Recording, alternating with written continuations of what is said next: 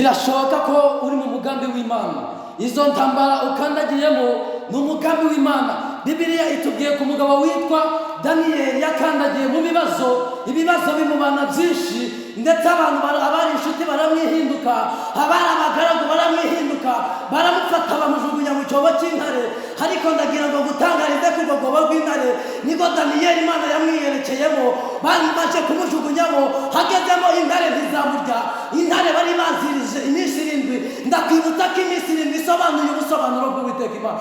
Icyo bakujugunyamo hari icyo wavuganye n'Imana, hari icyo wavuganye ko izagukorera. Ibyo bigeragezo ntibizakurya, iryo bura ry'akazi ntirizagukanga, ayo madeni ntazagukanga, gusohoka mu nzu ntibizagukanga, ibibazo by'urubyaro ntibizagukange, kuko ufite Imana wiringiye. Daniyeli ndagira ngo gusobanurire ngo yamananye n'Imana ageze mu rwobo rw'intare, ndetse nta n'ubwoba yari agize, kandi yagambaniwe n'abo yasenganaga nabo, n'abageraga imbere y'ubwami, n'abageraga imbere y'umwami, nibo babashije kugambanira Daniyeli.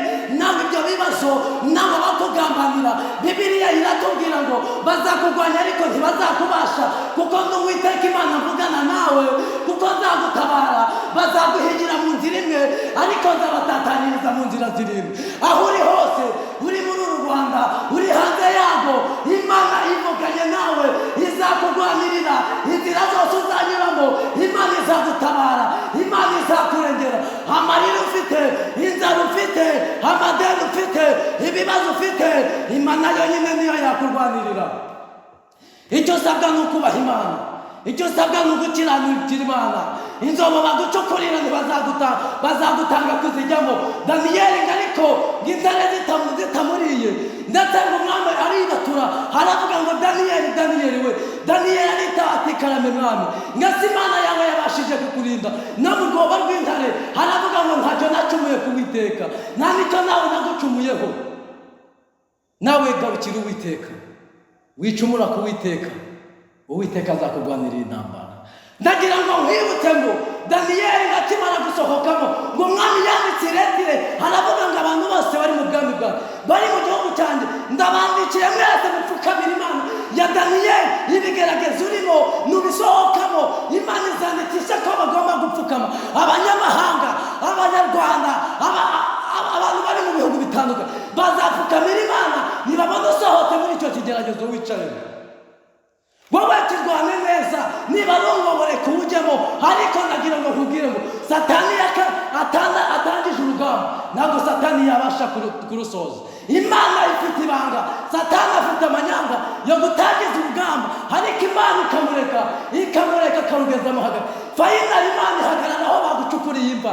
Imana bajya kugushyira muri iyo mva, ikavuga ati umwana wanjye ntiwamugeza muri iyo mva. Imana ikitamurura, igakorana nawe, ikavugana nawe iby'ubutwari. Aho abana b'abantu bazi kusebeye, aho abana b'abantu bazi kunaniwe, niho imbaraga z'Imana zije. Ngo Miriyamu abonye ukuboko kw'Imana, ngarahaguruka aratamba, abantu bose barabimenya. Kandi ndagira ngo nkubwire ko nawe uva mu Imana yahaye umugisha. Ngo Balamu yafashe Balamu, aramubwira ngo ndabizi ko ari wowe muhanuzi, ndabizi ko ari wowe muvugabutumwa, ubasha kuvugana n'Imana. Bayumvira ubwoko bw'Abayisirayeli. Abayisirayeli wabarebaga bose yabonaga baciriritse, ariko ngo bageze ahagaze hejuru, ngo ababonye mu kibaya, haravuga ngo mbese narakarira nde? Navuma ndi uw'Imana itavuma. Humura, uri uw'agaciro ku buzima, uri uw'Imana ikunda. Ntiwiterwe ubwoba n'ibibazo ubona muri iyi si.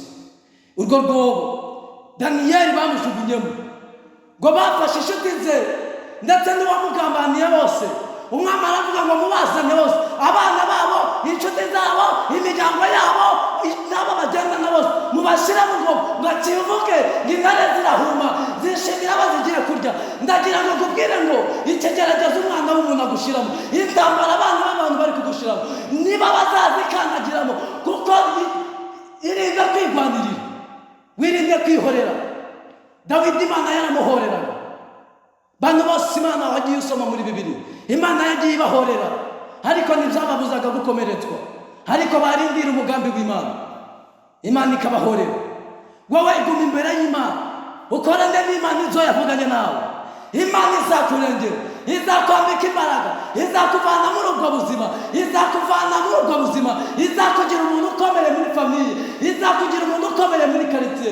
Imana izakwambika izindi mbaraga ndetse ibyo mu muryango wanyu batigeze babona, Imana izabikugezaho. Icyo usabwa ni ukugandukira Imana, ni ugukorera Imana, ukihanganira inzira, ukihanganira ubutayu, ukihanganira ubushomeri, ukihanganira kubaho n'akazi, ukihanganira buri kimwe cyose, kugeragezwa n'urubyaro, kugeragezwa n'umugabo, kugeragezwa n'urugo wavuyemo, kugeragezwa n'ibyo wubatse ukabibura, kugeragezwa n'imitungo yawe yanyerejwe, kugeragezwa n'ubutaka bwawe, ndetse kugeragezwa n'umurimo n'abo wasenganye nabo, n'abo usengana nabo. Wowe yiringire Yesu, Imana igukuraho uruga kuri uyu mugoroba, Imana ikuvaneho igisuzuguriro, Imana iguhanagura amabuza abana b'abantu bagusize uyu mugoroba. Imana ikumpera umugisha. Niba utarakora subscribe, ndagusabye ngo ukande ku ijambo riri hasi iyo video ryanditse subscribe mu kuboko kw'iburyo, ukandeho, tujye turabana, tubane mu ijambo ry'Imana. Ni ijambo ry'Imana, ni ikiganiro cyateruwe izina rivuga ngo ijambo ry'Imana niryo sanamitima. Iri jambo rigusana umutima, wongera ugarukana umutima wa kimuntu.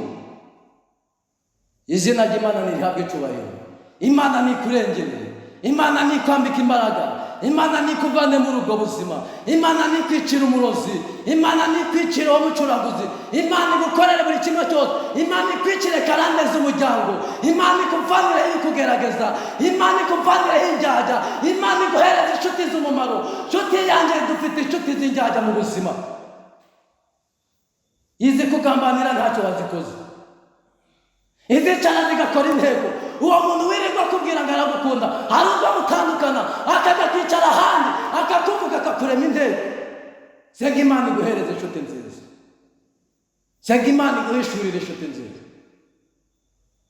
Nari ndimo nkubwira ngo niba utarakora subscribe, kora subscribe. Ni kuri MTV, tujye turabana mu biganiro. Nshimire n'abantu bakoze subscribe bakashigikira, nkaba ngeze ku rwego rwo hejuru. Imana ibahereza umugisha kandi ikomeze ibakomereza amaboko. Shalom, shalom, shalom, shalom.